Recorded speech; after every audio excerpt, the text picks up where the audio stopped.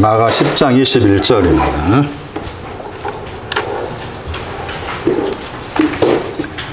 여기 마가 10장에서는 그냥 한 사람 이렇게 나와 있잖아요.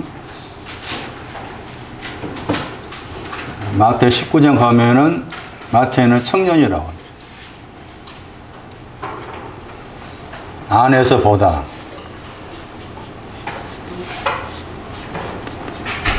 엠블레포. 그 다음에 사랑하다. 아가파오.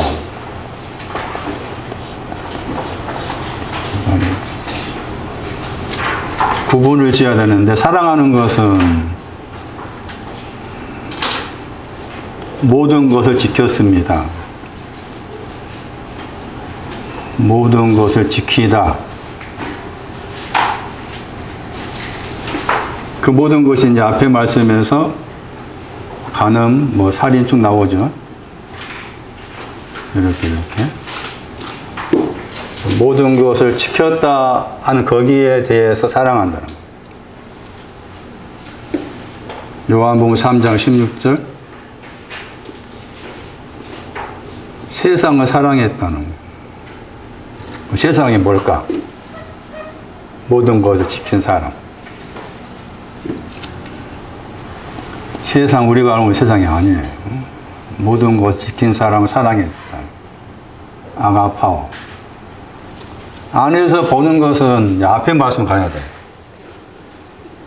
안에서 보다는 말하고 사랑한다는 말하고 구분을 지어야 되겠다는 것인데, 안에서 보는 것은 17절이에요. 달려가신 거.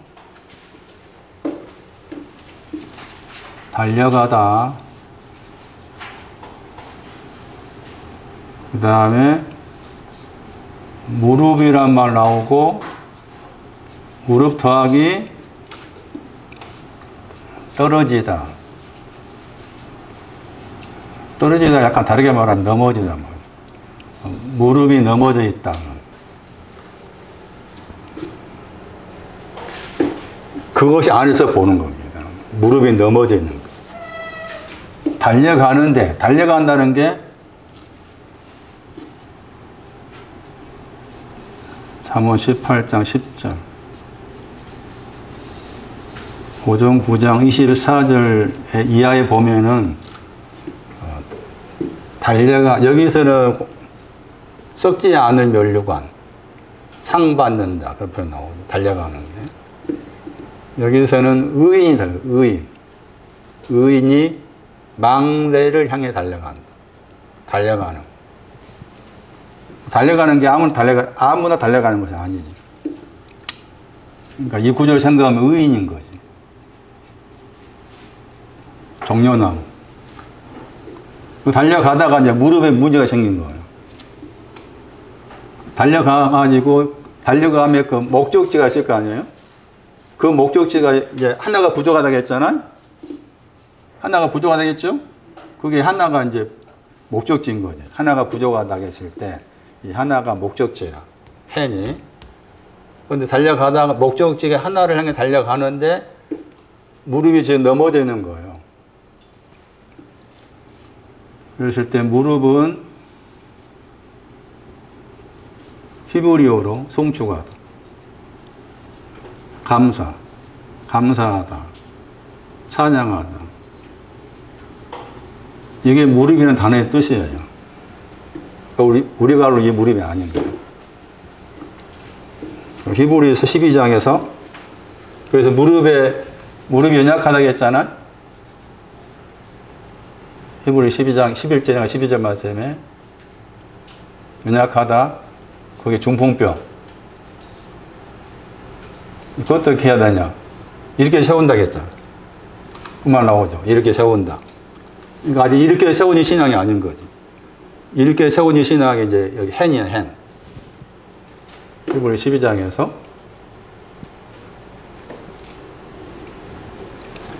그래서 지금 이 한 사람이 염소입니다. 마가 10장 거기 37절인가 말씀에 왼쪽하고 오른쪽 말할 때 이 헤이스라는 단어 썼어요. 하나라는 단어를.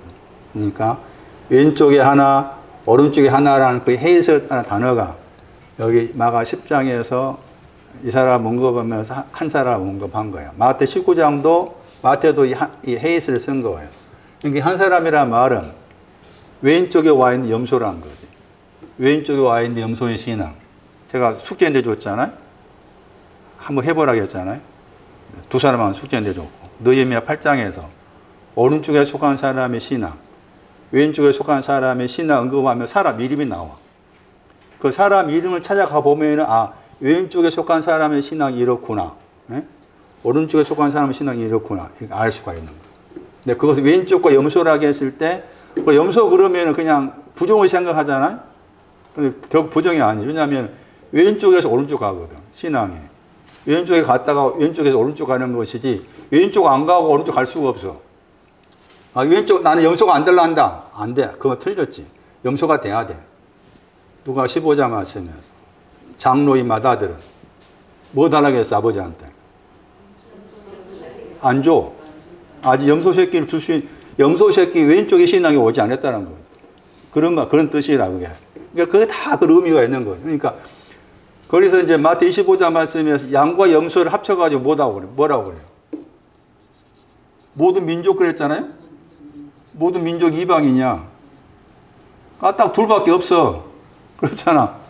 양과 염소 둘밖에 없어. 응? 모든 이방 그랬을 때 독일 사람입니까? 한국 사람이 필요 없어. 양이냐, 염소냐. 그럼 양이냐, 염소라고 했을 때 왼쪽에 있느냐, 오른쪽에 있느냐. 오른쪽 가려면 왼쪽부터 가야 되지. 그래서 아가서 말씀에서는 왼손으로 나를 뭐하고 나오죠. 오른손은 나를 안고, 왼손은 베개하고. 그런 말씀은 다 그게 신앙적 의미가 있는 거지. 이 사람은 지금 왼쪽에 와 있는 사람이라.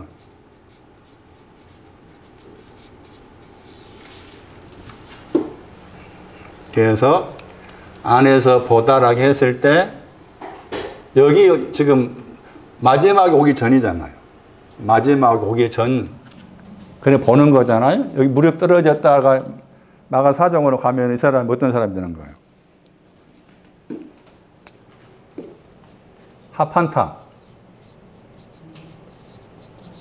하판타에 해당된 사람이지.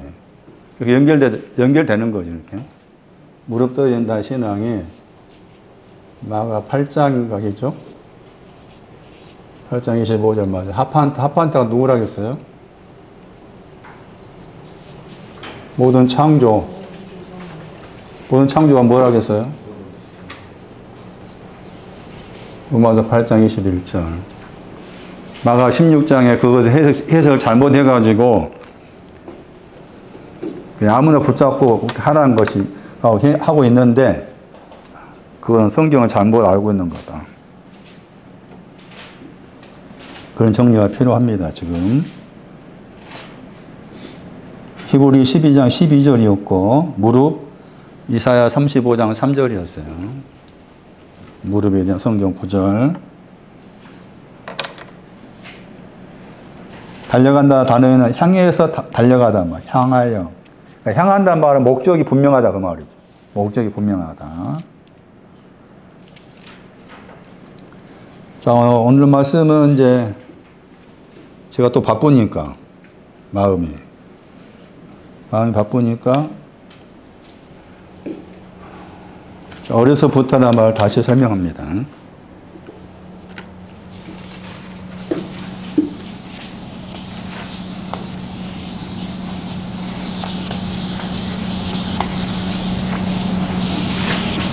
얘가 커가지고 신성이가 중1입니다. 중1. 키가 저 비슷해요.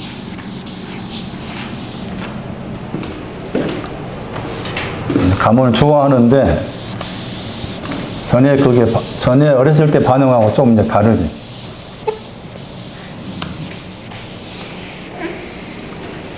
제가 가서 하는 일이 화장실 가면은 똥꼬 닦아주고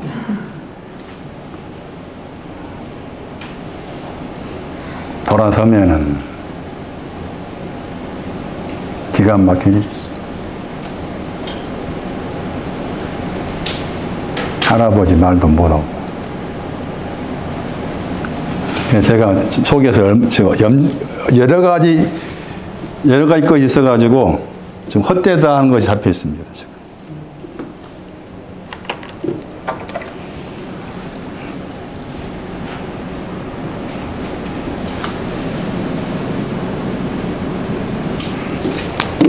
네오테스란 말입니다. 히브리어로. 이거 설명할 필요가 있습니다. 이거 설명하고 좀 시간이 좀 있으면은 거기 이제 살인하지 말라에 대해 설명할게요. 어려서부터라 했잖아요. 그 어려서부터가 전에 설명된 것처럼 새롭다겠죠. 그 네오스라는 단어. 새롭다. 둘째 아들 할 때 그 단어는 둘째는 더 새롭다.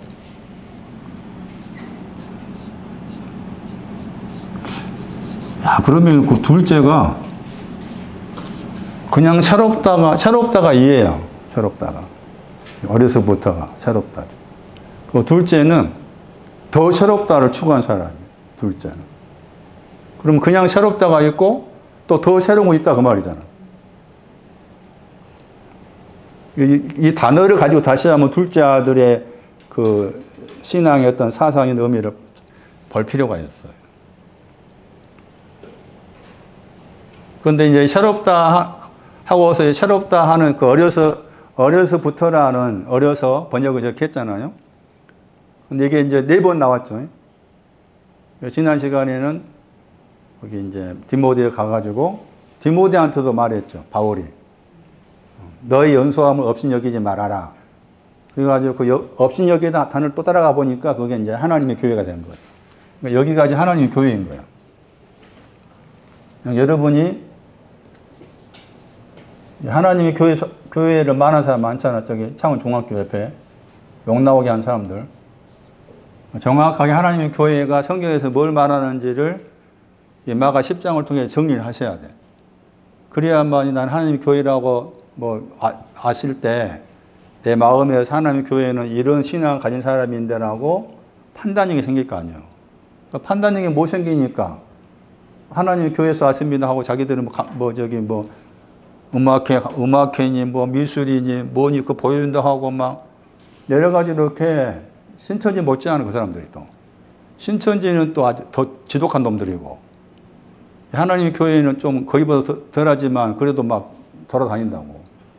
그럼 하나님의 교회가 뭔지 알아야 내가 내 마음에서 거기에 대한 대처할 수 있는 뭐가 생겨야 될 거 아니에요. 그냥 막연하게 하나님의 교회는 이단이다 잘못됐다 하면 안 되지 그것은. 그건 맹목적인 것이지. 신천지 왜 잘못됐느냐 하는 것에 대해서 성경적으로 내 안에 신천지에 대한 그 말씀에 대해서 반박을 할 수 있는 거리가 있어야 되잖아. 그러면 신천지 그러면은 계시록 21장을 정확히 풀어야 돼. 새 하늘과 새 땅을 풀어야만이 신천지가 뭔지를 성경에서 말하는 부분을 이해할 거 아니에요. 새 하늘과 새 땅이 뭔지 모르면은 신천지가 말하는 내용들이 여러분은 아직 판단력이 안 생겨. 그 사람들이 와가지고 말하면 판단이 안 생겨. 응? 성경 말씀 가지고 저 사람이 좀 해석한 것은 뭔가 잘못됐다 내가 지적할 만큼 안 생긴다고 이게 안에서. 그러니까 최소한 이제 신천지에 대해서 내가 반박하려면은 14만 4천에 나온 계시록 14장 알아야 되고 그 다음에 그들이 말한 이름처럼 계시록 21장 1절을 정확히 알아야 되잖아. 그래야만 이제 신천지에 대한 반박할 수 있는 말씀의 거리가 내 안에 있는 거 되는 거지. 그 막연하게 나는 모르니까 네 가라. 그러면 안 되지. 그 부분도 제가 나중에 다시 설교할 기회가 있을 텐데 오늘 말씀이 이렇게 되는 거예요. 하나님의 교회가 여기에 속하다 그 말입니다. 그래가지고 이 단어와 연관된 단어가 이 단어였죠. 그러면 여기서는 지금 마가 10장은 어려서부터라고 했잖아. 그러니까 이때가 언제냐는 거예요. 다시 말하면. 새롭다 하는 거죠. 새롭다 하는 거 언제냐. 물론 하나님 교회와 관련적으로 생각하면은 사도행전 20장 말씀처럼 하나님 교회를 설명할 때 자신의 피로 샀다고 했잖아. 피로 사다. 그러니까 피로 사는 것하고 이제 하나님 교회와 연관된 것인데 자신의 피로 샀다고 했을 때도 거기에도 뭔가 하나님께서 개입하시는 그 무엇이 있어야 돼. 여기서 마찬가지로 어려서부터라고 했을 때 어려서부터가 사도행 26장 말씀에서 바울한테 사용했잖아요. 바울한테 어려서부터라고 했죠. 그리고 이 어려서부터라고 새롭다 하겠을 때 새롭다로부터 앞에 이제 에크가 붙어 있으니까 너부터 새롭다로부터라고 했을 때 이 너부터라고 했을 때 이 새로움이 언제냐 그 말이에요. 어떤 내용이 이 사람을 새롭게 했을까 그 말이지. 어떤 내용이 이 사람을 새롭게 했을까. 그래서 이 사람이 이제 새롭게 된 거잖아요. 새롭게 되니까 이제 새롭게 된 거기에 근거해서 계명들을 지킨 거야 그 말이지. 새롭게 된 거에 근거. 그러니까 새롭게 하는 그 무엇이 있다 그 말이. 새롭게 하는 그 무엇이 여기에 작용을 해서 새롭게 된 것에 근거해 나를 이렇게 새롭게 하셨으니까 거기에 근거해서 내가 계명들에 대해서 불침벌을 섭니다. 이렇게 한 거지. 그래서 그것을 다 지킨 것이 지키니까 이제 그래 내가 너를 사랑한다. 이렇게 한 거예요. 그건 여기에서는 지금 새롭다 말했지만은 마태 19장 거기 20 몇 절인가 말씀에서는 청년이라고 했지. 그래서 이 청년이나 용어를 마태 19장은 마가 10장하고 같은 내용인데 마태는 청년이라는 용어를 가지고 온 거예요. 청년이 용어를 썼어. 그래서 거기에서는 이제 한 사람의 단어도 나오면서 청년이라는 용어를 사용한 겁니다. 그래서 청년이 이제 계명에 대해서 지켰다는 그 표현으로서 청년이라는 용어를 쓴 거예요. 그래서 청년이라는 용어가 이제 헬라어로 하면은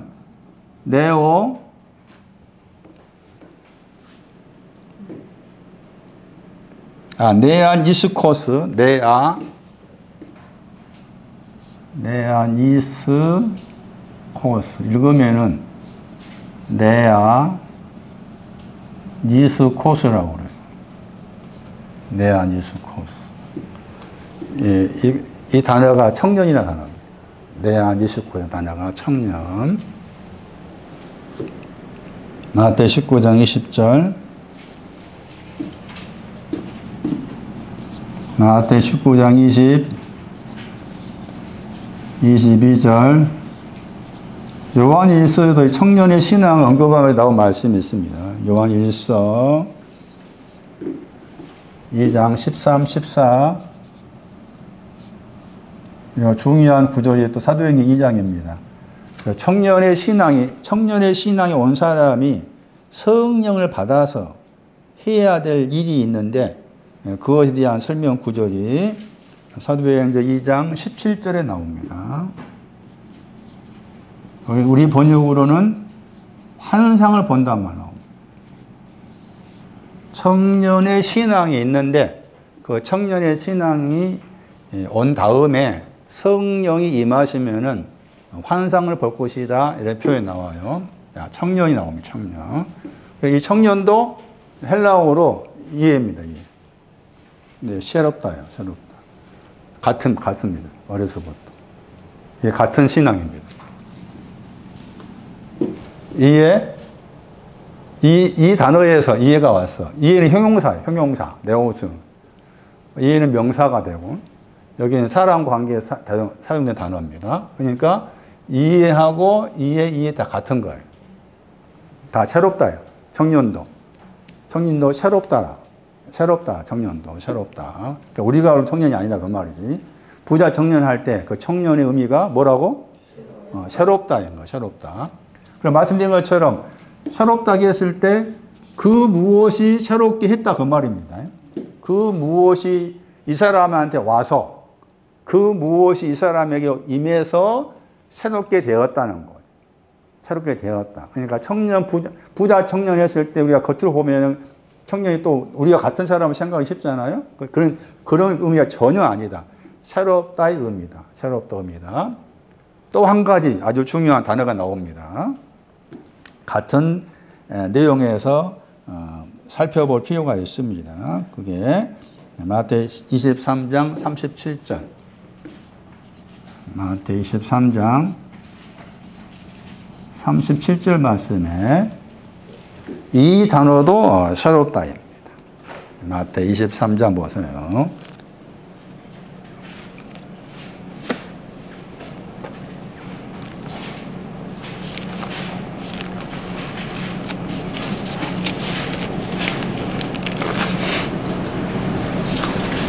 마태복음 23장 37절에 새끼라고 그럽니다.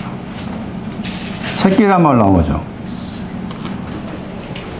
마태복음 23장 37절.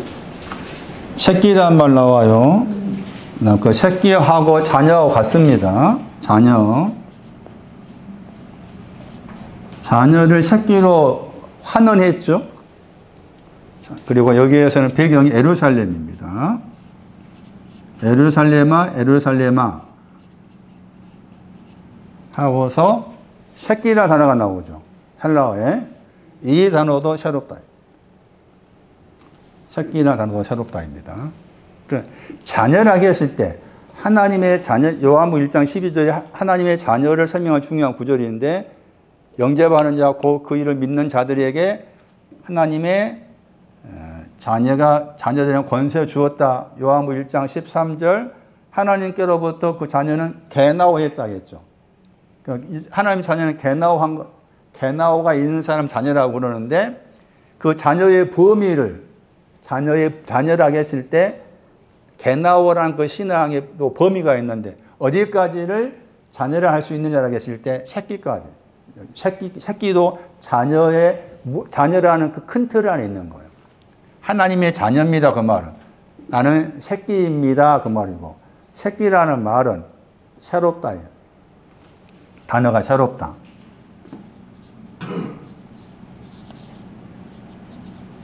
그러니까 마가 10장에 이 사람은 같은 거예요. 마가 10장에 이 사람하고 같은 겁니다. 새롭다가 이게 같은 내용입니다. 이렇게 넓게 봐야 돼. 말씀들을. 마태 23장 30절 다시 새롭게 해석할 필요가 있어요. 그 다음 보세요. 이제 말씀드린 것처럼. 그러면은 마가 10장에 이 한 사람이 언제 새로워졌느냐? 언제 이렇게 됐느냐? 그 다음에 마태 19장 말씀에서 언제란 말보다 어떻게 청년, 새롭게 되었을까? 그 무엇이 임해서 새롭게 됐다 그 말이죠. 새롭게 됐다는 게 영혼에 대한 거지. 그 영혼이 새롭게 되었습니다. 무엇이 오니까 그 영혼이 새롭게 되었습니다. 새롭게 되니 거기에 나도 모르게 반응이 나오기를 그 계명들에 대해서 불침벌을 서기 시작했습니다. 이렇게 되는 거예요. 계명들에 대해서 불침벌을 서기 시작했습니다. 그러니까 이 힘이 그 무엇이나 힘이 새롭게 만들고 새롭게 만들어진 거기에 근거해서 계명들에 대해서 불침벌을 설 수 있게끔 그렇게 작용을 한 거지.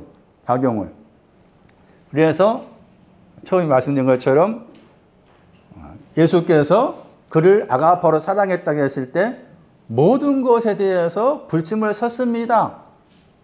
거기에 방점이 있는 거예요. 사랑한다는 거. 세상을 사랑했습니다. 그 세상이 모든 계명들을 지켰습니다. 그 모든 계명을 지킨다고 했을 때 먼저 새로움이 먼저인 거죠. 새로움에 의해서 새로움에 이끌려서 새롭다 하심에 이끌려서 내가 그때부터 내가 간음하지 말라에 대해서 불침을 서게 되고 살인하지 말라에 대해서 불침을 서게 되었습니다. 그런데 이제 여러분 제 말씀 들으면서 그러면은 불침을 서는데 그냥 졸 수도 있잖아. 졸 수도 있죠. 불침을 서야 되는데 졸았어. 그 졸면은 이제 간음하지 말라에 불침을 섰는데 졸아버렸어. 그럼 그걸 어기는 거잖아. 그걸 어겼을 때 때의 죄를 가리켜서 히브리 한 단어가 나오는데 그 단어가 아삼이라는 단어. 아마 이렇게 쓸 거예요. 이걸 번역할 때 레위기 4장 13절. 레위기 4장 13절 말씀에 여호와의 계명 모든 명령을 지키라고 했는데 하나를 어기면 이 말 나옵니다. 이거 허물이로 번역했을 거야 아마. 근데 영어 번역은 이게 guilty다. 영어 번역 guilty인데 guilty란 영어 단어는 유죄란 말이에요. 유죄. 죄가 있다 그 말이죠. 우리가 뭐 죄를 언급했을 때 많이 등장한 단어가 아본, 예? 죄악이었죠. 그다음 하타, 죄, 페샤.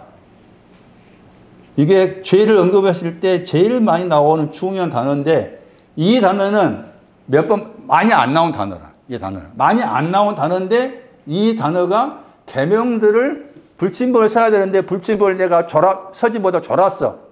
좋으니까 간음을 했다 그 말이지. 살인을 했어. 부모 공경을 못했어. 그랬을 때 범하는 죄가 이 죄라. 레위기상 13절 말씀에. 그런데 이 죄도 이사야 53장 가면은 주께서 이 죄를 또 가져가셔. 그러니까 주님이 이것도 가져가시고 이것도 가져가시고 이것도 가져가시고 이것도 다 이렇게 아시고서 가져가셨어. 또 다른 요한복음 말씀 보면 주님이 친히 또 계명을 지켜버려. 내가 못 지키니까 나를 대신해서 계명을 지키신다. 그 말씀은 나와. 자, 다시 정리하면 이렇습니다. 그 무엇 때문에 새로워졌고 그 새로움에 힘입어서 불침벌을 서게 되었습니다. 그런데 불침벌을 서는데 잘 서기도 하겠지만은 졸아서 어깁니다. 그걸 가리켜서 죄가 있다고 그럽니다. 그것을 히브리어로 아쌈이라는 용어를 써가지고 사용했습니다. 근데 이사야 53장 12절인가 가면은 12절인가 11절인가 가면은 거기 번역을 속건제물인가 그 번역을 했을 거예요. 가져가신 것으로 나와 있어요. 중요한 건 이제 그 무엇이 뭐냐고 말이죠. 에레미야 2장 2절.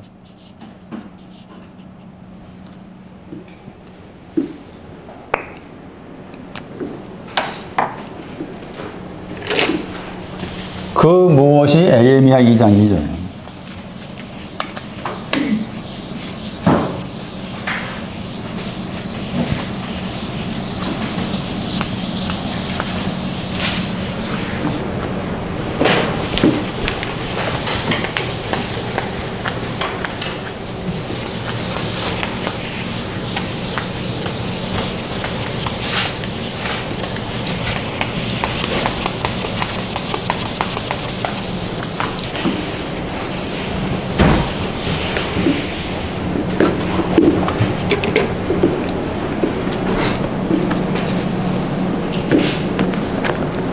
에레미야 2장 2절은 중요한 구절입니다.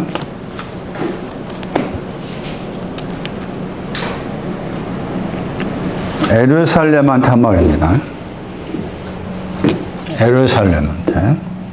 아까 마태 23장에서 에루살렘 나왔죠?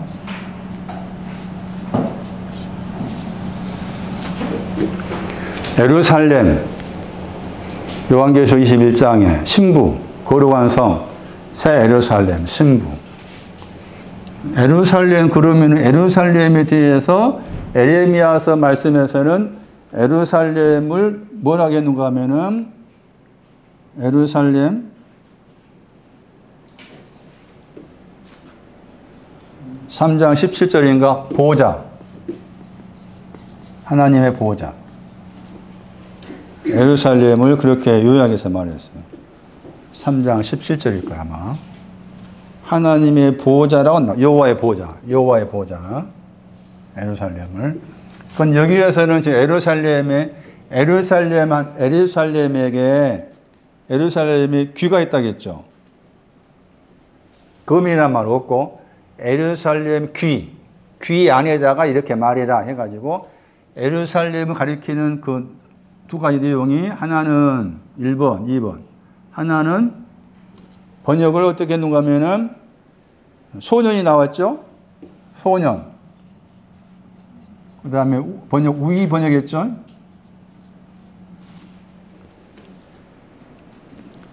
그 다음에 결혼띠가 사랑이 나오죠? 결혼, 사랑 나오죠. 이게 다 합쳐진 것이 보호자가 되는 거예요. 하나의 보호자에 앉는 신앙이 되는 거예요. 합쳐진 게.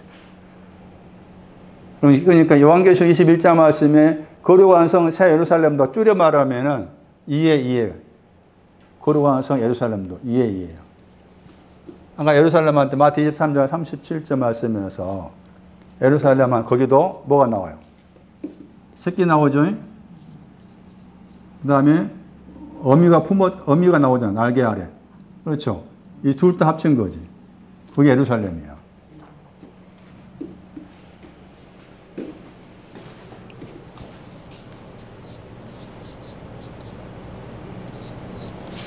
가르치단 말. 살렘. 완성하다.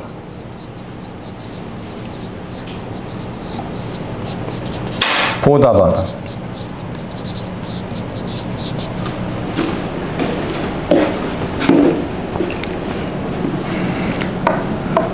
가르치다, 완성하다. 가르친다고 했을 때 가르치는 내용이 여러 가지 있을 거 아니에요?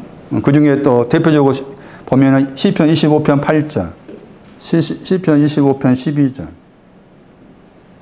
그 다음에 완성하다, 혹은 뭐 보답하다, 예, 그런 뜻도 들어있어요. 완성하다, 보답하다. 열왕기상 7장 51절, 에레미야 16장 18절, 잠언 13장 13절 등등. 그래서 예루살렘이라는 그 지명은 지금도 저기 주중에 저기 이스라엘의 예루살렘이 동예루살렘, 서예루살렘 그러잖아. 그런데 성경에 말하는 예루살렘은 지명이면서 상징적인 거지. 가르치는 거, 보답하다 했을 때도 긍정적인 보답이 있고 부정적인 보답이 있겠지. 부정적인 보답은 보응하는 거. 그것도 들어있어 같이 여기에.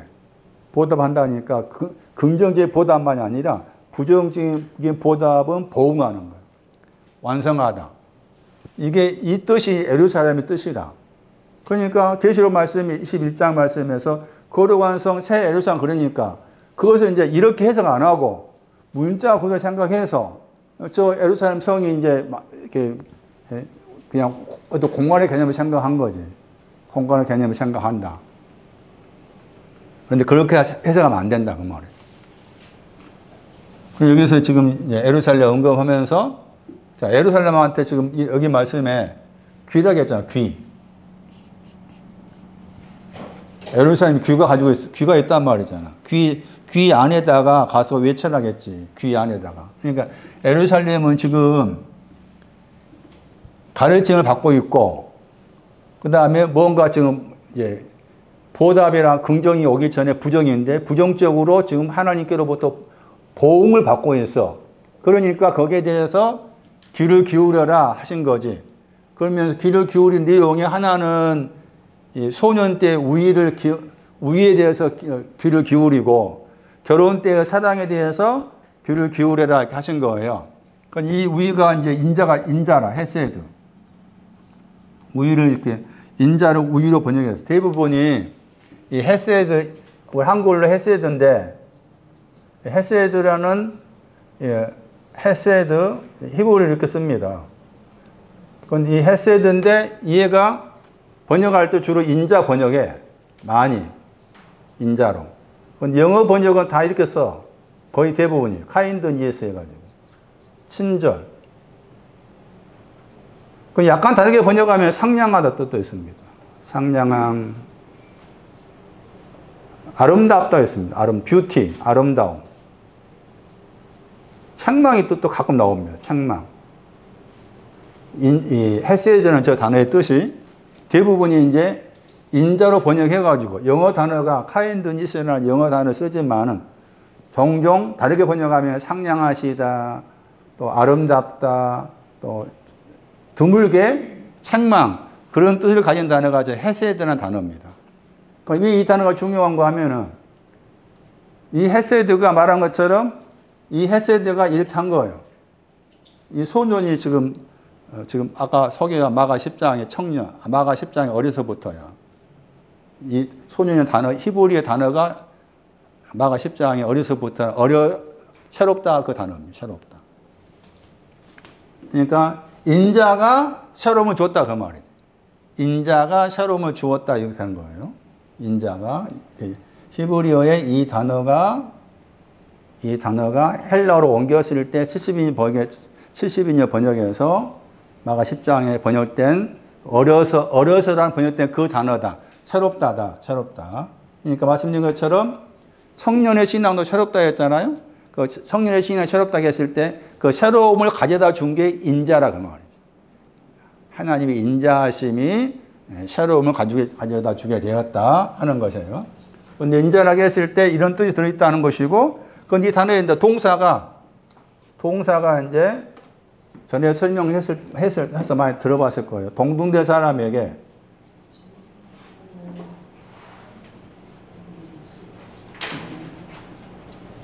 A를 갖추어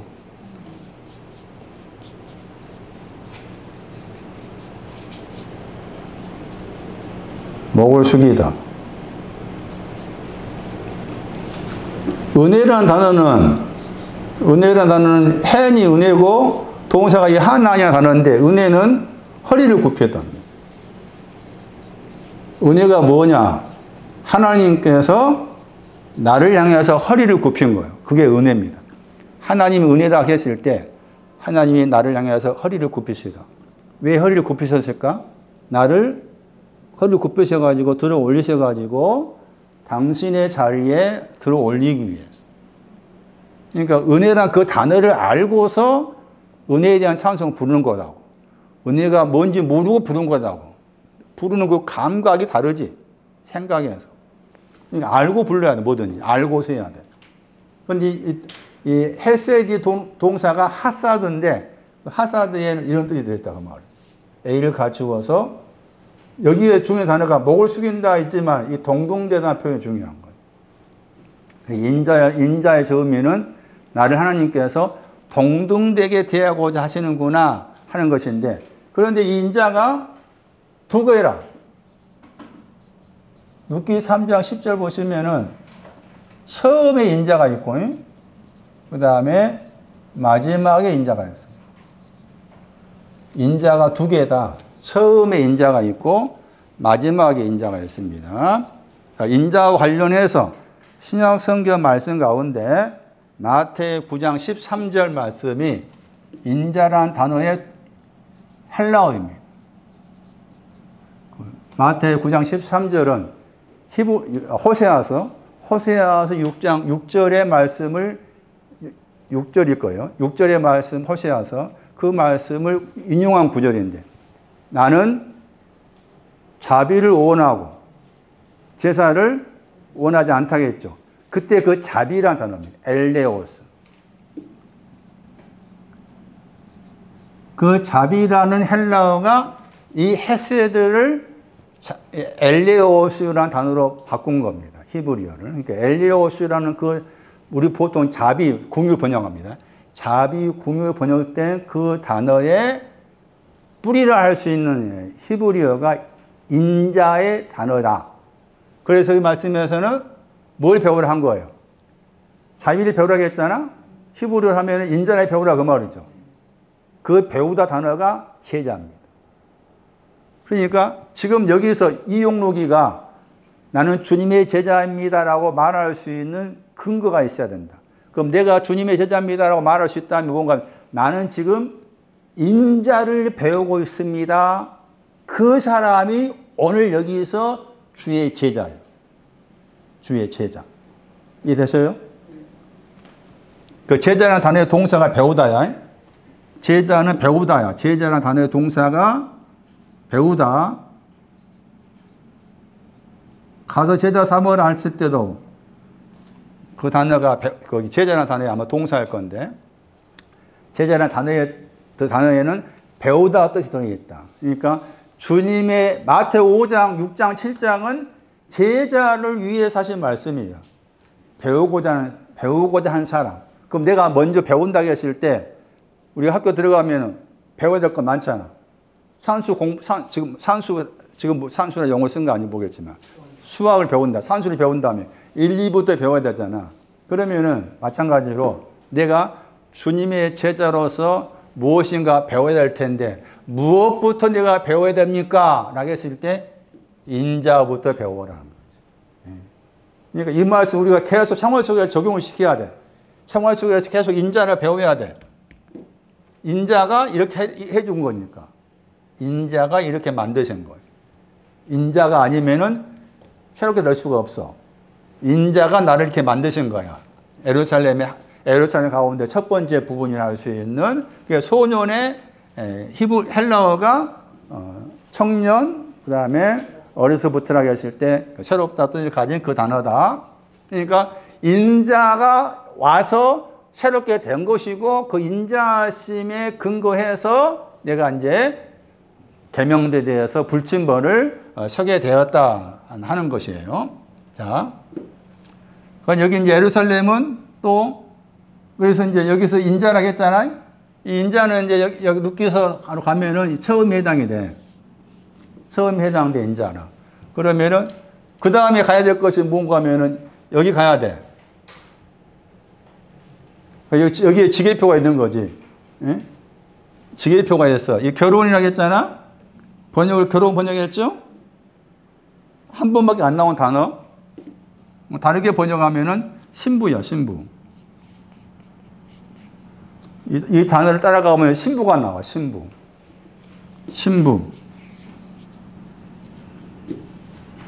그리고 다르게 번역하면은 영어 단어가 있는데 그 영어 단어가 있는데 그 영어 단어가 영한사전에 찾아가 보니까 안 나와 있더라고. 왜 안 나오는지 모르겠는데. 그 영어가 뭔가 하면 이게 영어 써서 미안하지만은 브라이드한 단어가 영어로서 신부란 단어입니다. 그런데 뒤에다가 후드를 붙였어요. 후드. 그 히브리 사전에. 그러니까 이제 브라이드 후드인데 찾아보니까 제 영한 사전에 안 나와 있어. 왜 안 나오는지 모르겠는데. 근데 이제 다른 데 참고해서 보니까 이 후드가 상태라고 번역되기도 한다고 그래. 그래서 제가 이제 제 나름대로 신부의 상태 이렇게 이제 제 식의 번역을 한 거지. 근데 이제 상태를만 빼버린다 할지라도 이 단어를 추적하면 신부가 나와. 신부. 그리고 이 단어의 끄트머리가 완성된다는 거예요. 단어가. 신부의 단어가 완성하다. 수양이 채워져서 완성하다. 그 뜻입니다. 신부. 그러면은 여기 이 신앙은 새롭다. 인자를 통해서 새로워진 거잖아요. 새로워졌지만은 아직 신부가 아닌 거지. 응? 그러니까 뒤에 말씀에서 이 사람이 또 부자잖아요. 마가 10장에 부자죠. 성경에 못 들어간다고 했죠. 그 뭘 통해 들어간다고 했어? 바늘 구멍이잖아. 바늘 구멍이 나오잖아. 아직 바늘 구멍이 없는 거 이 사람은. 계명들 지켜서 하나님께 사랑하신다, 주께 사랑하신다 했지만은 아직 계명들 지켜 사랑하시니까 내가 너 천국에 데려 보내줄 게 아니잖아. 그거 아니요 달라고서. 그러니까 바늘 구멍이 필요해. 바늘 구멍을 통해서만 가니까. 무슨 말 모르겠어 지금? 바늘 구멍을 통해서 가. 사랑이 그거야. 사랑이라는 게. 나를 바늘 구멍 들어가게 하는 사랑이야. 여기 사랑이 신부를 만든 사랑이에요. 그래서 저는 이거 공부하면서, 기가 막혔어, 제 나름대로. 사랑 그러면은 이제 대표적인, 사랑장 그러면 종거서, 뭐를 사랑장이라고 그래? 아가서. 고전 13장도 사랑장이잖아요? 고전 13장 보면은 이제 이 사랑이 아가페가 돼. 헬라어로. 아가페 들어보셨죠? 얘는 히브리어로 아하브야. 아바. 히브리어로 아하바. 동사가 아하브. 이 아하바. 그러니까 아가서에는 아하바 사랑이 있고, 아하바 사랑이 신부와 관계된 사랑이고, 남편과 관계된 사랑은 또 다른 단어 썼죠. 거기 구분을 지어야 돼. 그러니까 아하바는 신부와 관계된 것이고, 아하바가 아닌 다른 단어가 아가서의 말씀에 사랑을 말했을 때 그것은 신랑과 관계된 사랑이에요. 그 단어를, 이 사랑은 신랑과 관계된 것이구나, 이 아하바는 신부와 관계된 것이구나, 그런 구분을 못 해놓으면은 아가서 말씀 쭉 읽을 때 분간이 안 돼. 이게 지금 신부한테 한 말인가, 신랑이 한 말인가, 분간이 안 돼. 어려워, 아가서 말씀이.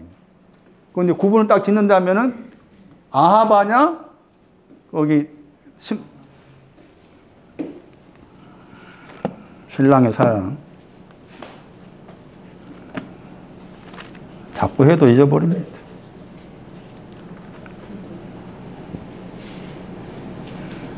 도드. 도드가 이게 다윗이라는 단어예요. 도드. 다윗의 이름이 사랑입니다. 사랑. 도드. 남편의 사랑, 남자의 사랑이라 하죠. 도드가. 아가서 1장 거기 몇 절에 나오는 거면은 2절에 나오잖아요. 너의 사랑이 포도즙보다 낫다. 아하바. 아예 외우세요. 아하바가 아가페. 그러면은 고전 13장 말씀에 집에 가셔가지고 오후에 가셔가지고 시간이 되신 분들은 고전 13장에 아가페가 나와 있는 구절을 쭉 읽으시면서 아가페는 나를 뭐 되게 하는 거? 신부 되게 하는 그걸 봐야 돼. 고전 13장에 아가페는 그 사랑은 오래 참고 나오잖아. 왜 사랑은 오래 참을까? 왜 온유할까? 왜 뭐 하지 않고 또 하고 나오잖아? 왜 그럴까? 나를 신부 삼기 위해서. 그 말씀을 이 관점에서 대입시켜 보면은 기가 막히지. 나를 신부 삼기 위해서 오래 참으시고 또 뭐 하시고 모든 거 믿고 와, 따라갈 수 없어. 아가페는 신부 사랑, 신부. 하나님은 사랑이십니다. 무슨 말이요?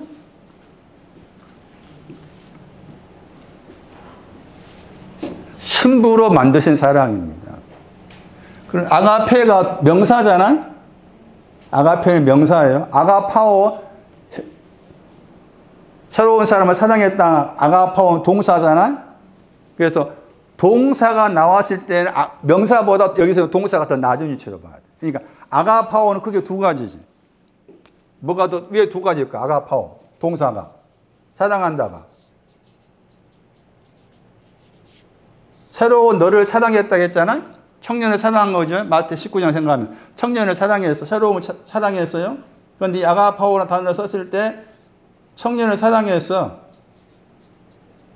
근데 아가파오 그러면 누가 7장 가가지고는 뭐였습니까? 아가파오가 나오던 배경이 탕감 받았다겠죠.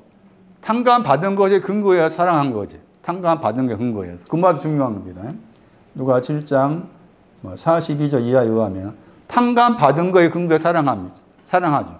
많이 탕감 받으면 많이 사랑하고 적게 탕감 받으면 적게 사랑한다. 그때 많이 탕감 받은 거, 적게 탕감 받은 거 했을 때 그 500데나리오, 50데나리온이 구체적으로 무엇인가 하는 것도 이 사랑의 이 아가파오라 사랑하다의 관점에서 볼 필요가 있는 거죠. 그런데 이제 말씀드린 것처럼 명사인 이 아가페는 나를 신부로 만드는 사랑이라겠죠. 명사로서 아가페는. 그런데 동사로서 아가파오는 청년, 계명을 지킨 청년도 사랑했어. 계명을 지킨 청년도 사랑했는데 아직 바늘구멍 못 들어가. 계명을 지키는 것으로는 못 들어가지. 바늘구멍이 아니니까. 그 말이잖아요. 그러면은 이제 그렇게 말씀했는데 이제 요한복음 21장 15절 말씀 우리가 잘 아는 것처럼 아가포라는 단어에다가 뭘 더 붙였어요? 보다 더. 그 아가파오는 두 가지인 거지. 그냥 사랑한다 있고 보다 더한 사랑이 있고 그 보다 더한 사랑이 이 사랑인 거지. 아가페. 보다 더한 사랑. 보다 더한 사랑을 아가페로 신부로 만든 사랑으로 그게 볼 필요가 있어요. 자, 그래서 여기 아하바라는 사랑은 나를 신부 만들기 위한 사랑이시다. 고전 13장의 사랑장에 그러면은 이제 고전 13장 마지막 절 말씀 믿음, 소망, 사랑 이 세 가지는 매노, 거하다. 매노하는데 그 중에 제일은 사랑이랑 그럼 믿음이 뭐고 소망이 뭐요?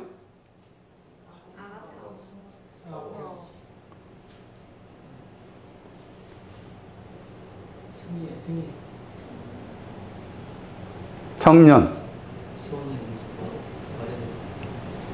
처음 인자, 계명을 지키는 거, 그게 믿음 소망이야. 그러니까 아가페에서 내다보는 거지. 믿음, 소망은 아가페보다 더 낮은 위치에 있는 거예요. 신부의 사랑이 아니잖아. 아가페, 믿음, 소망은 다 이쪽 과인 거지. 믿음, 소망은 다 이쪽 과에 해당이 되는 거예요. 그런 것도 생각할 필요가 있어요. 그렇게. 집에 가셔가지고 아가페가 나와 있는 고전 13장을 이 관점에서 볼 필요가 있겠다. 그러면 다시 이제 이 말씀을 어디에다 했는가 하면 예루살렘한테 했다겠죠? 아까 마태 23장 27절 말씀에 마태 23장 27절 말씀에 거기에 자녀를 새끼라겠죠? 그 다음에 또 뭐가 나왔는가 하면은 다시 그 가보세요. 여기 칠판 닦을 동안에 마태 23장 27절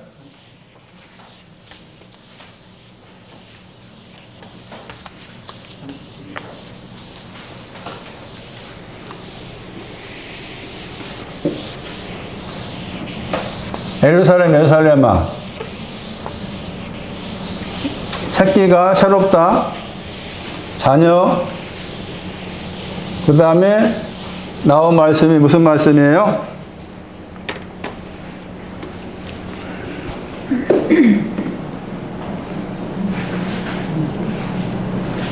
암탉이 새끼를 날개 아래 모은다고 했잖아.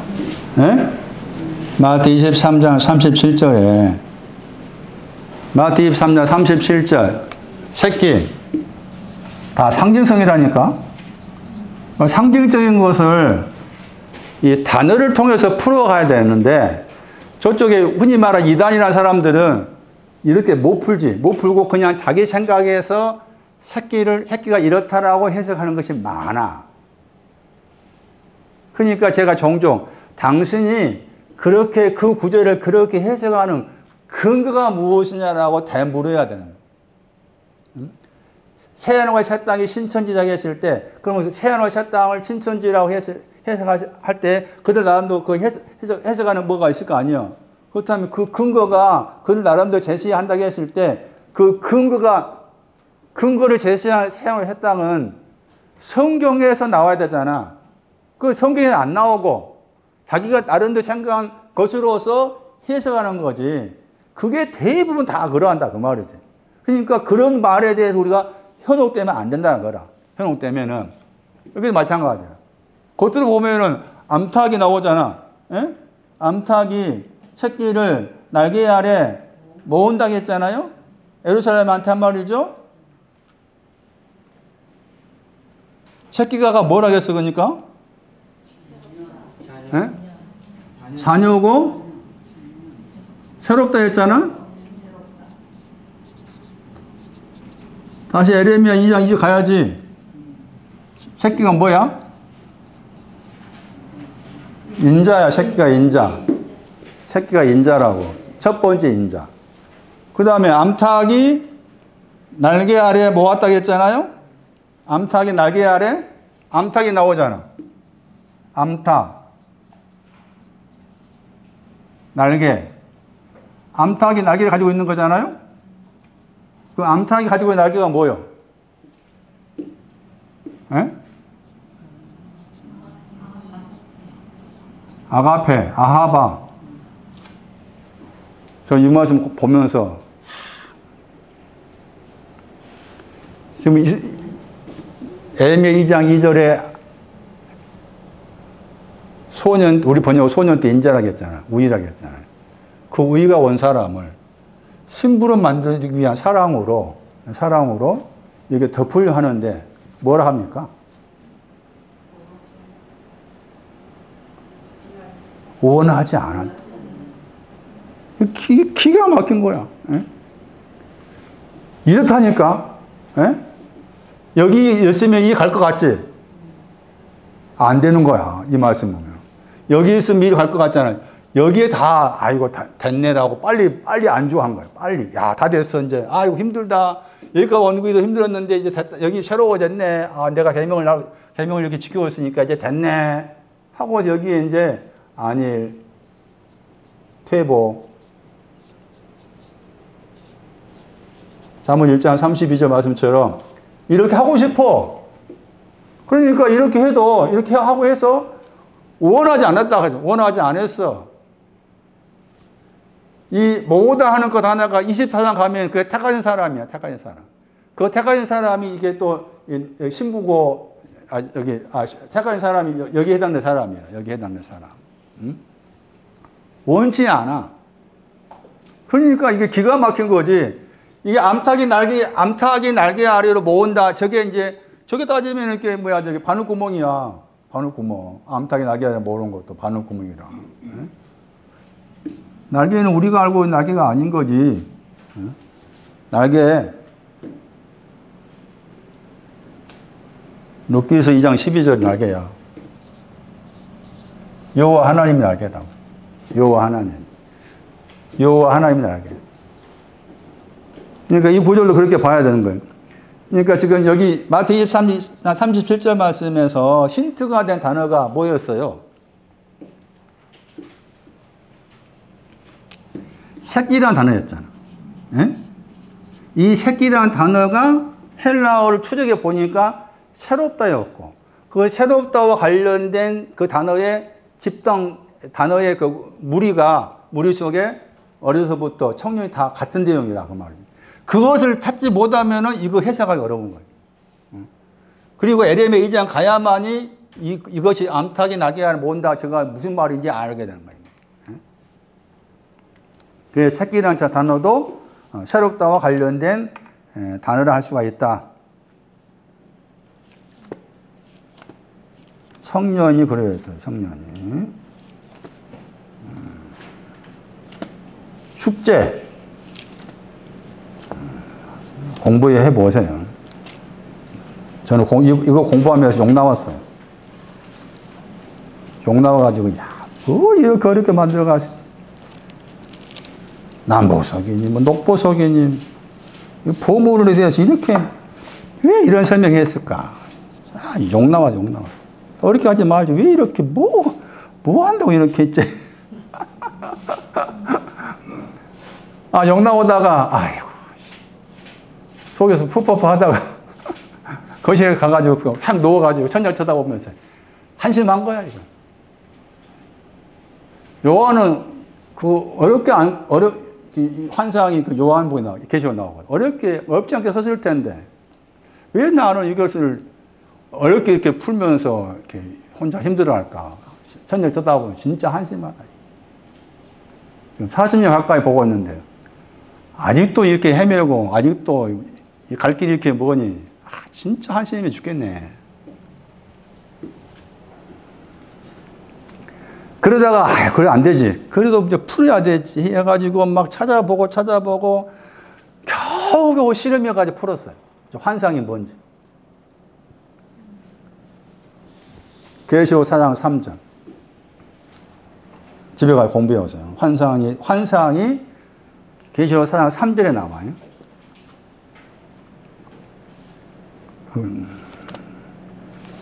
자, 돌아오세요, 이제. 그거 숙제를 하겠어요. 마가 10장.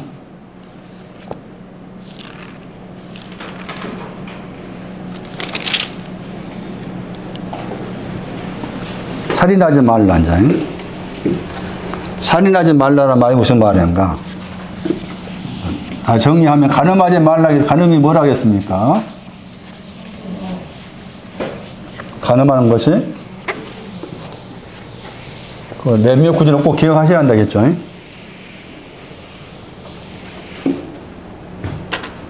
간음하지 말라 했을 때 간음에 대한 설명 구절 에레미야 3장 8절이었어요. 잠언 6장 32절, 호세아 7장 4절. 그런 구절은 딱 기억에 놓고 아예 외워야 돼. 그래야만이 불침을 서는 거야.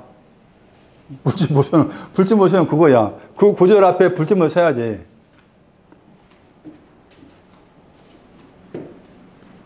살인하지 말라. 살인하다 단어가 헬라어에는 별로 큰 뜻이 없는데 히브리어로 산산조각으로 때려 부수다. 때려 부쉈는데 그냥 산산조각 난 거야. 그게 살인하다 뜻이에요. 그러니까 살인하지 말라 그 말의 의미는 우리가 알고 사람 죽였다가 아닌 거지. 산산조각으로 때려 부숴버렸다. 명사로 해석하면은 약간 명사로 해석하면은 이런 뜻도 있습니다. 정신적으로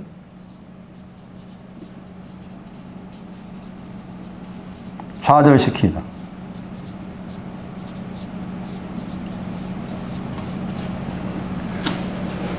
산산조각으로 때려 부수다, 정신적으로 좌절시키다. 그러면 살인하는 내용이 뭐냐? 두 구절입니다. 대표적으로. 잠언 22장 13절. 호세아서 6장 9절이 대표적으로 살인하다 했을 때 살인하는 내용의 구절이죠. 그리고 신약 성경으로는 마태오 5장에 나오죠. 형제에 대해서 노하는 자, 낙하하는 자, 미련한 놈이란다. 그것도 살인에 해당되는 거. 자, 살인하지 말라. 잠언 22장 13절.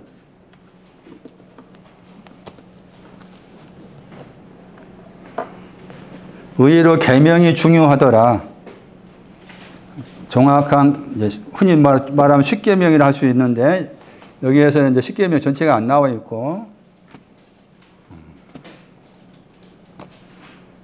살인이 뭐냐?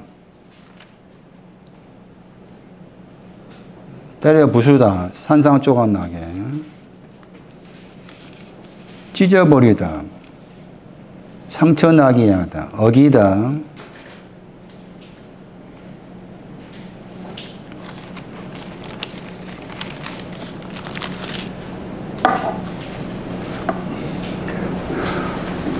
이 번역을 이렇게, 거기서는 거리 번역했잖아요?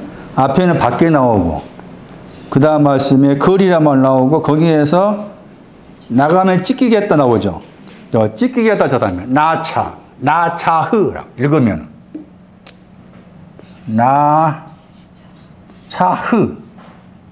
나차흐. 우리 발음으로. 나차흐. 때려 부쉈다. 산산조각 나게 때려 부쉈다. 거리라고 했잖아요? 레호브. 라합. 창녀 라합 할 때 그 단어.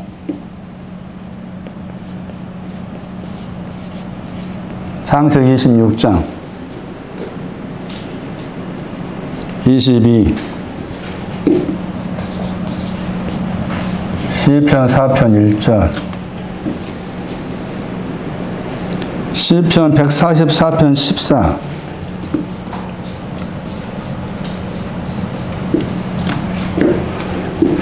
여기 가면은 거기 우물 때문에 다투었잖아요. 다투었는데 이제 다투지 않게 됐다겠지. 장소가 넓어져서. 그렇죠? 거기 그 단어입니다. 장소가 넓어져서 다투지 않게 되었다. 그러면 그 구절에서 이제 다투지 않으니까 장소 넓어져서 다투지 않게 되었기 때문에 번역을 번성하다가 번역했을까 아마. 열매 맺었다. 그러니까 살인하는 것은 열매 맺는 것에 대해서 반대하는 거예요. 열매 맺는 걸 죽이는 거예요. 열매의 신앙을 죽이는 거. 장소가 넓어진 걸 죽이는 것이. 그게 살인입니다.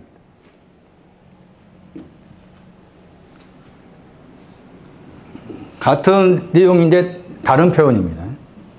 호세아 6장 9절. 호세아 6장 9절 보세요.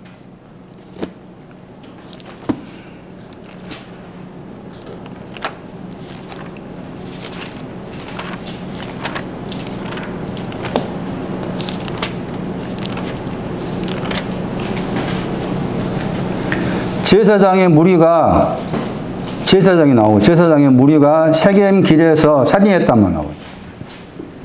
세겜 길입니다. 세겜 길. 제사장이 살인합니다. 살인하는데 세겜의 길이에 사는 세겜 길을 살인한다. 살인하단 말에 두 성경 중요한 구절. 장소가 넓혀진 거 죽인다. 장소가 넓혀진 거 죽인다 그 말은 계속 다투는 거지. 그 앞에 것들 창세기 26장에 열매 맺지 않는 것 그냥 번성하는 것으로 종치는 거지. 번성하다 종려나무 다음에 이제 열매 맺는 신약이잖아. 레바논 백향목이. 그러니까 레바논 백향목을 죽이는 거지. 왜 죽일까? 난 종려나무로서 레바논 백향목을 죽이는 거야. 종려나무는 다 됐는데 또 뭐가 또 있어. 우리가 그렇잖아요.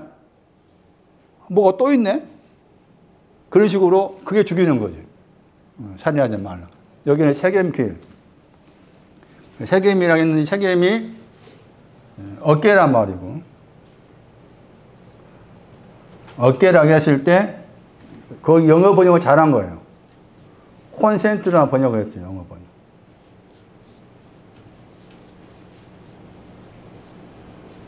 의견이나 감정에 있어서 일치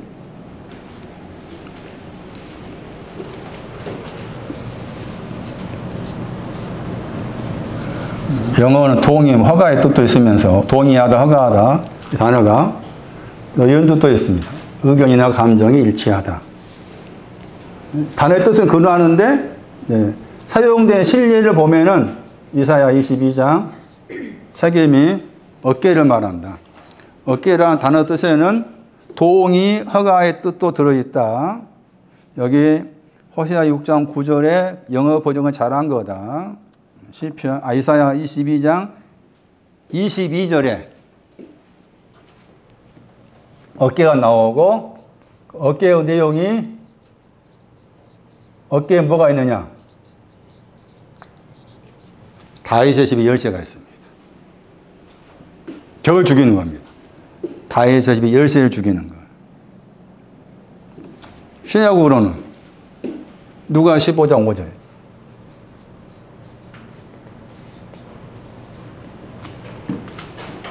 양 100마리 양 200마리 99마리는 광야에 있어.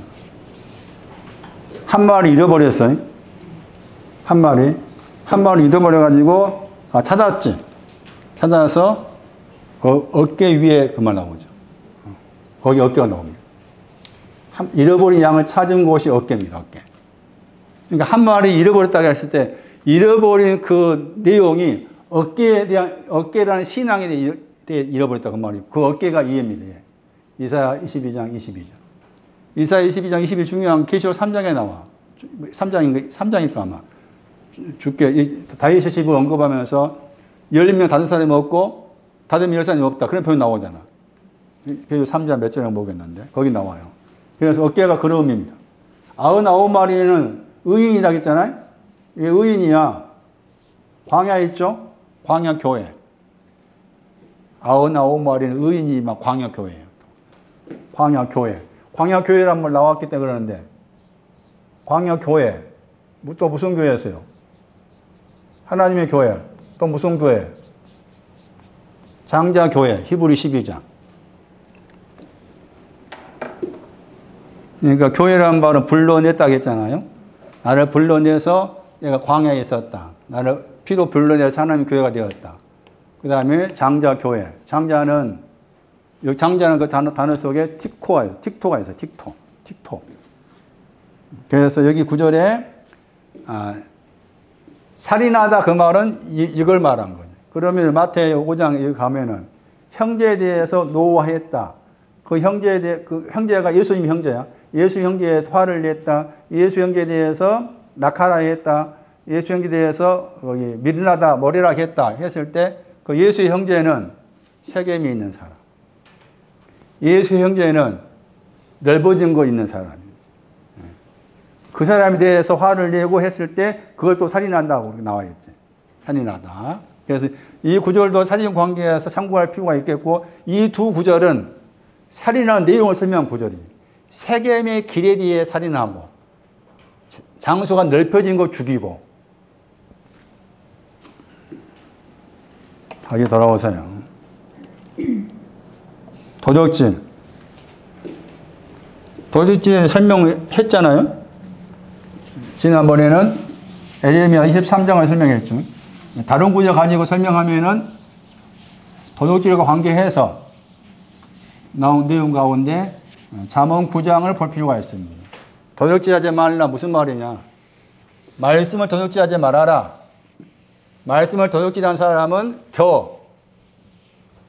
에레미야 23장에 누가 도적질하는가? 선지자, 거짓 선지자. 근데 잠언에 의하면은 잠언 9장에 의하면은 잠언 9장 17절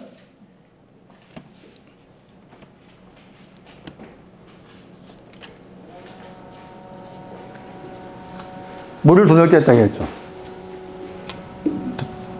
물을 도적질했다고 했죠. 도적질하지 말아라. 물을 도적질하지 말아라 그 말이에요. 물에 대해서 도적질하지 말아라. 잠언 9장 17절 물에 대해서 도적질하지 말아라. 물이라고 했을 때 물과 관계된 물을 상징적으로 신앙 관계에서 설명한 내용이 참 많습니다. 대표적으로 물이 긍정적 의미로서 물이 있고 부정적 의미로서 물이 있는데 긍정적인 구절의 이 물은 아모스 5장 24절에서 물을 말하기를 공평이라고 하죠.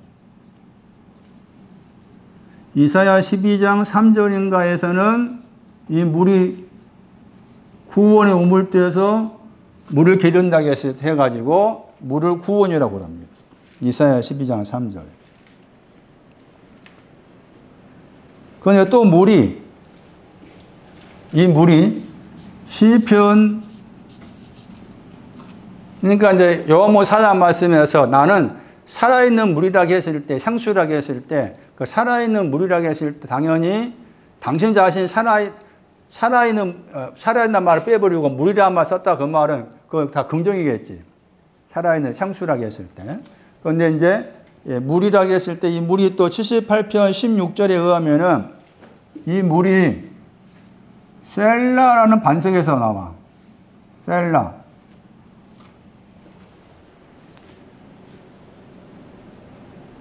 백오편 41절 수르라는 반석에서 물이 나와. 이렇게 또 다르게 말한 거예요. 이에는 더 낮은 반석, 이에는 높은 반석. 물을 말할 때.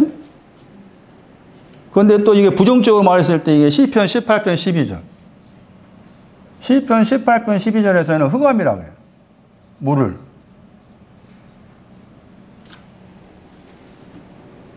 백구편 18절 저주라고 그래요.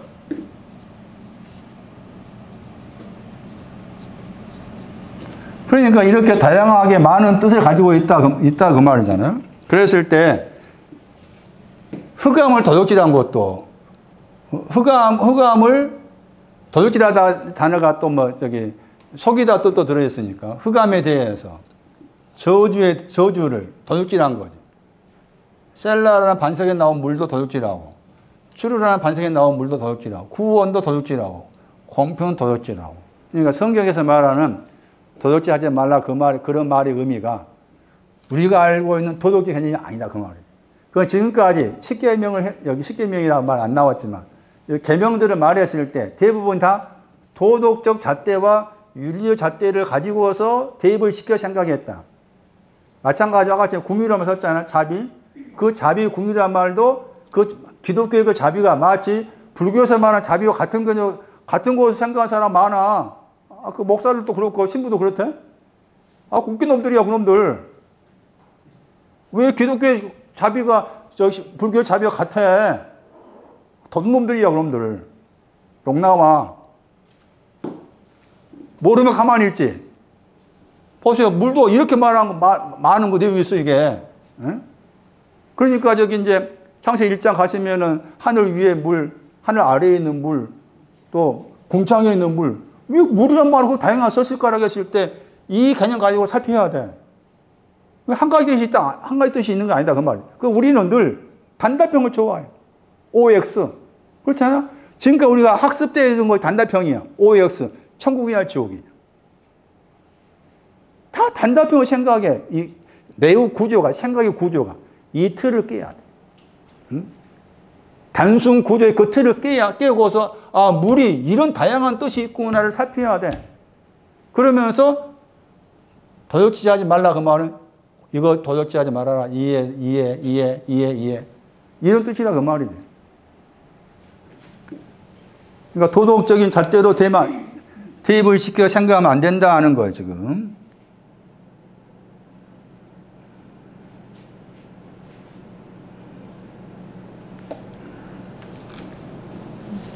사무엘하 15장 6절 마음 도적질하지 마라.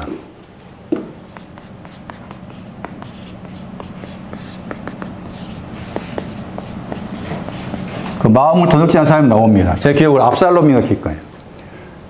도적질하지 말아라. 마음을 도적질하지 마라. 마음 도적질하지 말아라. 하자크 아마츠. 이게 마음이라는 신앙을 가진 중요한 구절 내용이잖아요. 마음을 신앙주로 말했을 때 강하다, 담대하다 하는 것입니다. 강한 거 도둑질하지 말고 담대한 거 도둑질하지 말아라. 그 말은 도둑질하지 않으려면 어떻게 해야 돼? 정로로 가야 돼. 그래서 정로가 중요한 거지.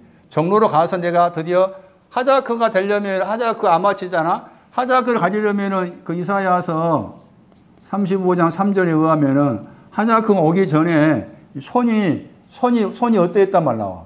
그 다음에 아마치가 오려면은 그 무릎이 넘어졌다 나오잖아. 그러니까, 그 말은 도둑질한 사람 뭔가 하면 이 결과를 따먹은 거지, 결과를. 그런데 하지 말라 그 말은 결과가 아니라 하자크가 오기 전에 그 과정이 어땠냐 그 말이에요. 하나님은. 그 과정을 본료하시는데 도둑질한 사람들은 하자크를 따먹고 아마를 따먹는 거예요. 결과를 따먹으려는 거예요. 또 지금 마찬가지로 천국이란 결과를 따먹으려 하지 말고 그 천국에 들어가는 과정이 어떻는가 잘 살펴야 된다는 거예요. 말씀은 늘 그렇게 과정을 통해서 결과를 말씀하는데 대부분 사람들은 그 과정에 다 적혀 있는데 과정과 결과가 다 나와 있는데 불구하고 대부분 사람들이 결과만 가지고 혹하는 거지. 하지 말아라 그 말이에요. 심지어는 욥기서 말씀에서는 이것도 도둑질하지 말라 나옵니다. 욥기서 말씀. 21장 18절. 욥기서 21장 18절.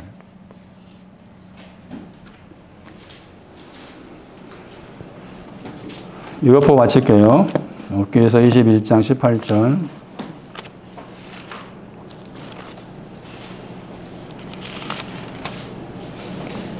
폭풍입니다. 거기 번역에서 폭풍에 불려간다 번역했죠. 불려가다 도둑질하다입니다. 도둑질하다 다르게 번역한 거지. 폭풍에 불려가다, 폭풍을 도둑질했다. 폭풍을 도둑질하니까 겨갔다. 폭풍을 도둑질하지 말아라. 그러면 그 폭풍의 내용이 있을 거 아니에요? 폭풍에 이런 내용이 있는데 이런 내용에 대해서 도둑질하지 말아라. 잠언 1장 27, 잠언 10장 25, 폭풍과 관련된 성경 구절. 스바냐서 1장 2절 3절도 폭풍과 관계된 성경 구절입니다. 이거 참고로 보시기 바라고. 오늘 여기까지 하겠습니다. 다음 주에 더 사랑에 대해서, 사랑과 계명에 대해서 더 자세하게 더 설명드리겠습니다.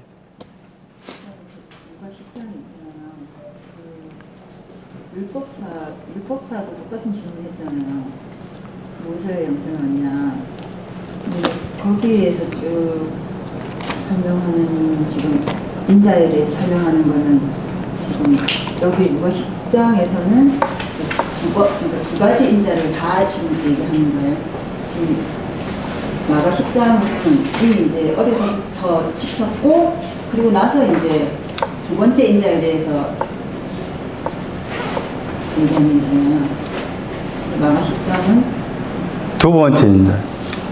두 두 가지를 다 두 번째 인자. 두 번째요. 국어 10장 국어 10장 만들단 말 나왔잖아. 자비를 만들다 용어 썼어요. 예. 앞에서부터 강도 만나가지고 과정이 그렇죠. 당연히. 그러니까 첫 번째 거쳐서 두 번째. 그러니까 방점이 두 번째 있는 거지. 누가 10장을. 질문 이해하시겠어요? 지금 잘하셨는데, 자비를 배우라 하는 그 내용에서 자비를 배우는 것은 첫 번째 무게가 있겠지. 첫 번째 무게 중심. 그러니까 누가 10장에서는 자비를 만들다 했잖아. 자비를 만들다 했을 그 방점은 두 번째 인자. 그 두 번째 인자 오려면은 이제 계명에 대해 언급하잖아요. 계명과 관계된 거 첫 번째 인자. 계명과 관계된 첫 번째 인자에 해당이 되고, 인자를 만들다 그것은 두 번째 인자의 방점이 두 번째 있는 거죠. 그러니까 아까 설명한 눕기서 이제 3장 10절에서 첫 번째 인자에 해당된 사람이 나와. 거기 사람이. 거기 가난하고 부하고 그거 다 첫 번째 인자야. 그 다음에 거기 단어가 청년이나 다르게는 청년 번역가지고 나는데 그 청년이나 그 단어의 신앙도 첫 번째 인자에 속하고 두 번째 인자가 이제 선을 행하다. 야타분. 룻기서 3장 10절을 다시 첫 번째 인자, 두 번째 인자를 구별할 수 있는 중요한 구절이니까 다시 볼 필요가 있겠고, 그 이제 헬라어가 앞에는 이제 프로토스, 첫 번째가, 뒤에 있는 단어가 에스카토스. 룻기서 3장 10절에. 그래서 말씀하신 것처럼, 자비를 배운다 했을 때, 먼저는 자비를 배우는 것은 첫 번째 인자와 관계에 생각할 필요가 있겠다. 누가 10장에서는 자비를 만들다 썼다. 자비를 만들다 했을 때, 저도 처음에 이 구분을 못하다 보니까 헷갈린 거예요. 그 가운데 이제 호시아 6장을 살려가면은 인자가 왔잖아요. 제가 인자를 더 자세히 설명해야 되는데, 다시 설명 못 드리니까 이제 그런 생각이 드는데, 호시아 6장 4절에 너의 인자가 아침 이슬 같다. 쉬 사라진다. 쉬 사라진 구름. 호시아 6장 4절에. 그 다음에 호시아 6장 6절에서 인자를 원하고 제사를 원치 아니한다. 그런 말씀이 나온 거죠. 출애굽기 15장 가시면은 인자의 신앙 안에 구속이 있습니다. 인자의 신앙 안에 구속. 그 구속의 신앙은 인자와 관계되는데 첫 번째 인자에 해당되는 거죠. 그런 구분을 좀 해야만이 신약 성경 말씀에서 궁율 자비로 번역할 때 그 엘리오스를 폭넓게 볼 수가 있다는 거죠. 구분이 안 되면은 그게 헷갈리기 쉬워요. 질문 잘 하셨어요. 여기까지 하겠습니다.